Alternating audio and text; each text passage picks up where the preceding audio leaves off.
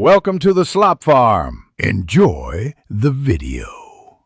In this video, I will explain how to study for an open book exam.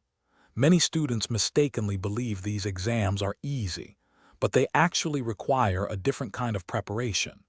You'll need to shift your focus from rote memorization to a deep understanding of the material. This approach ensures you can effectively apply concepts and analyze information during the exam, which is crucial for success. Effective organization is your secret weapon for open book exams. Imagine having a clear, concise index for all your notes and textbooks.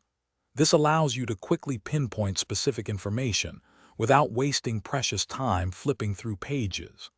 Highlighting key concepts and using color-coded tabs can save you several minutes per question, making a significant difference in your overall score. On exam day, time management is paramount. Begin by thoroughly reading each question to grasp its core. Tackle the questions you know immediately, saving more complex ones for later. When you do need to consult your materials, use your pre-organized system to locate information swiftly. Remember, the goal isn't to copy answers, but to use your resources to formulate well-reasoned responses.